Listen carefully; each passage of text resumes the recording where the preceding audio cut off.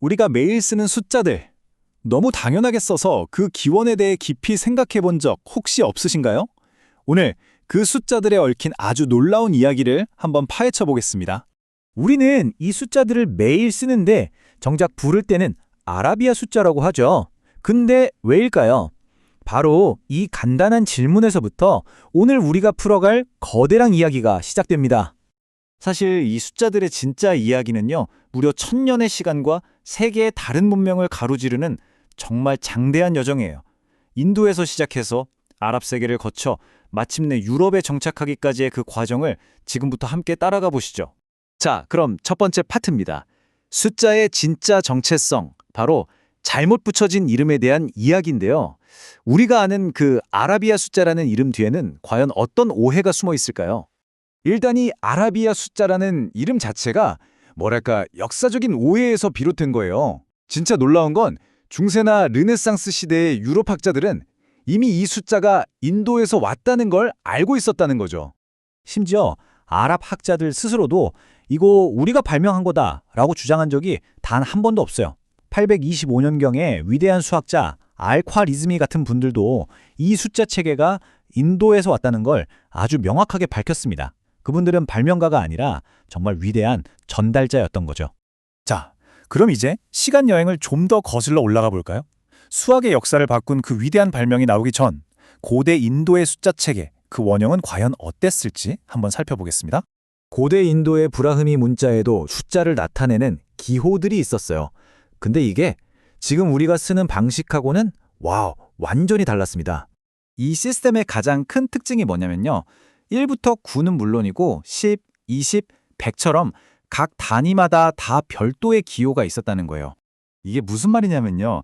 예를 들어 269를 쓰려면 200을 나타내는 기호, 60을 나타내는 기호, 9를 나타내는 기호를 그냥 쭉 나열해야 했다는 겁니다. 지금처럼 자리값이라는 개념이 아예 없었으니까 진짜 비효율적이었겠죠? 그런데 바로 이 불편함 때문에 수학의 역사를 통째로 바꿔버린 정말 혁명적인 아이디어가 등장합니다. 바로 아무것도 없음의 힘, 영의 탄생입니다. 이 영이라는 개념은 산스크리트어 슈냐에서 왔어요. 원래는 텅 비어있음이나 공허를 뜻하는 철학적인 단어였는데 이게 수학으로 넘어와서 바로 영이라는 기호의 아이디어가 된 거죠. 정말 멋지지 않나요? 예를 들어 볼게요. 옛날 방식으로는 356 같은 숫자는 300, 50, 6에 해당하는 기호를 그냥 나란히 쓰면 됐습니다. 간단하죠? 하지만 여기서 이 시스템의 치명적인 약점이 드러납니다. 만약에 숫자가 204라면 어땠을까요? 자, 200을 나타내는 기호도 있고 4를 나타내는 기호도 있어요. 근데 그 중간 10의 자리가 비어 있다는 건 도대체 어떻게 표시할 수 있었을까요? 정답은 방법이 없었다는 겁니다. 적어도 아무것도 없음을 의미하는 기호가 발명되기 전까지는 말이죠. 바로 이 빈자리를 채워줄 기호가 절실히 필요했던 거고 그게 바로 0이었던 겁니다. 그리고 마침내 이 0이라는 기호가 실제로 사용된 첫 번째 확실한 증거가 발견되는데요. 서기 876년 인도 관리오르의 한 비문에서였어요. 이게 바로 0의 출생 증명서나 마찬가지인 셈이죠. 자, 이렇게 인도에서 태어난 이 혁신적인 숫자 체계는 이제 인도를 떠나 서쪽으로의 위대한 대장정을 시작합니다. 그 전파 과정을 함께 따라가 보시죠. 이 타임라인을 보면 정말 흥미로워요. 하나의 아이디어가 퍼지는데 얼마나 오랜 시간이 걸리는지 딱 보여주거든요. 인도 학자들의 지혜가 아랍 세계를 거쳐서 마침내 유럽에 도착하기까지 정말 수백 년이 걸린 대서사시입니다. 자, 이제 이 여정의 마지막 장입니다. 이 새로운 숫자가 유럽에서 기존의 방식을 완전히 밀어내기까지 과연 어떤 길고 험난한 과정이 있었을까요? 이게 진짜 놀라운 점인데요. 이렇게나 훨씬 뛰어난 시스템인데도 유럽에서 기존의 로마 숫자를 대체하는데 거의 1000년 가까이 걸렸다는 거예요. 그만큼 익숙함과 전통이라는 벽이 정말 높았던 거죠.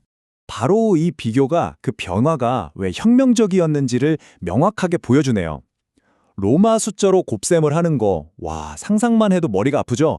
근데 이걸 147 곱하기 59로 바꾸는 순간 계산이 엄청나게 간단해지잖아요. 결국 상업과 일상생활에서의 이 압도적인 효율성이 승리의 요인이 된 겁니다. 결국 고대 인도에서 발명되고 아랍학자들을 통해 전 세계로 퍼져나간 이 숫자 체계가 지금 우리가 살아가는 이 디지털 세상 전체를 떠받치고 있는 겁니다. 정말 놀라운 세계사적 여정이죠. 지금 여러분이 보고 계신 바로 이 화면도 결국 1과 0의 조합으로 작동하는 거거든요. 만약에 아주 먼 옛날 인도에서 그 아무것도 없음을 의미하는 0이라는 위대한 발명이 없었다면 과연 지금 우리의 세상은 어떤 모습일까요?